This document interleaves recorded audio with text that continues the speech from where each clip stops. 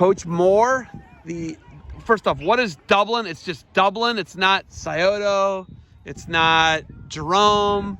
It's what Dublin is it just Dublin, Ohio? Yeah, the Dublin, we feed into the Dublin city school system. We have a youth tackle football league, and all the kids on our team are comprised from that league. So they could go to Kaufman, Jerome, or Scioto? Correct. Don't matter to you? You just want kids playing football? Yeah, and I mean, the cool thing is, they're able to get the chance to play together now, have experiences like this, and, as they go on playing against each other in high school, obviously certain inexperience they'll always have. Central Ohio, very good in high school football, all divisions, right? Mm-hmm. Well, not the smaller division because you don't have that many smaller division schools. You guys most of the Dublins are D1, aren't they? Correct. So big schools, they keep making schools. Yep. Right? So you're just having kids involved in football. What do you think they take from the sport? Well, I mean, the cool thing for me being able to coach these guys is because I didn't have an experience that they had playing youth football. I played through college, so it was it's very cool for me. Especially with my son, I love the sport obviously, and get him and his friends and teammates, future teammates, all involved with the sport at a young level. When you look at, there's so much competition, right? And you get to come up to this unbelievable facility, or 6 games, 5 games going on at a time. Sure. Do you think that this prepares kids for an even higher level of football, and I guess the fanfare that goes along with big time football? Yeah, absolutely. And one of the things I've been telling these guys, as we've been preparing to come up here is, you guys are going to be playing some of the hardest football, some of the stiffest competition yet. Don't take the opportunity for granted. Granted, you may be humbled.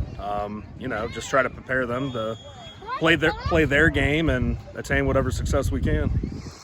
When you come and you are dad and you are a coach, is it hard to take the hats off and do different things? Yeah, definitely. And, I used to try to coach everything, but then I realized, football is what I know best anyway. So I want to, be able to experience that with my son. But to your point, yeah, obviously you have an extra eye on your own kid and wanting to make sure that he's executing all the things that, we've done in the backyard and whatnot. But certainly, having the opportunity with, his friends and some of these other great athletes makes it, certainly makes it worth it. The Bowling Green coach, I was talking to him, he says he subcontracts out a lot of having to yell at his son. He gives it to another coach. Oh, yeah, absolutely. Do you do that? Yeah, we've got a lot of that going on. That's the thing. We might not always be able to get our kids to listen to us as much as we can get them to, listen to one of our assistants. And vice versa. We got some dynamics of that on the team. Coming back tomorrow, that's huge, right? Absolutely. You take a loss, you take a win, right? Yep. You lost first, then won. Mm-hmm. You had to win, or it was home. Yep. What's that mean to you to know you guys battled back, got to win, and you're back in it? Yeah, we took a tough first loss, so our turnaround time for our second game was very minimal. So just getting them to regroup, physically and emotionally, and that comes, that's on us as coaches to get them prepared, and and they showed up and delivered. So looking forward to celebrating with them the rest of the day, and getting them prepared to come back and get another W tomorrow. 2 games in a day. Huge challenge, hard to train for. I don't even know how you train for that, really, because everything else is a game a week. Right. Everything's a game a week, right? Like that's how all football does it, a game a week. Sometimes the pro will have a Thursday night and a weird turnaround, or a Monday night to a Sunday, right? But 2 games in a day, daunting task. How do you get them up? Like, you take that loss, how do you get them up to come back for that win? That's hard, right? Yeah, I mean, they had a low this morning, a high in the afternoon. So, they've kind of experienced both ends of it just today. So, as we go through the day and get together and eat dinner together, just making sure that mentally they're not, taking anybody for granted. Because like I said, we've been on both ends of the spectrum already just today. Show up, be prepared. Hopefully their parents don't let them stay up all night. And swim in the swimming pool, have no legs tomorrow? Yeah. That's a thing, right? We may do that for maximum an hour. But like I said, huge, a lot of credit goes to them for being able to compartmentalize a loss against a bigger physical team, coming back and taking care of business. What's the spot tonight? Where does everybody go to eat?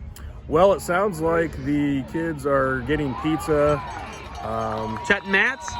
I don't know. It sounds like they want to swim a little bit. I think it sounded like the dads were going to migrate to the Thirsty Pony to watch some football. So we'll kind of let the moms kind of commandeer the. I love it. Commandeer the boys, so we can kind of put our feet up a little bit. And nice. It's about fun, though, right? Absolutely. Having fun and creating positive associations with the game, the game of football, right? Yeah, absolutely. And this has been great. I mean, just even in the little time I've had to walk around, seen a lot of good football going on. I've chit-chatted with a couple other coaches. So, I mean, just for me as an observer and a fellow coach, I certainly enjoy the kind of camaraderie that events like this bring together. Awesome, Coach Bourne. You got anything else for me? I don't. Hey, get over to that Thirsty Pony. Get some beverages in your hand. Good luck to you guys. Congratulations on making day 2. All right. Appreciate it.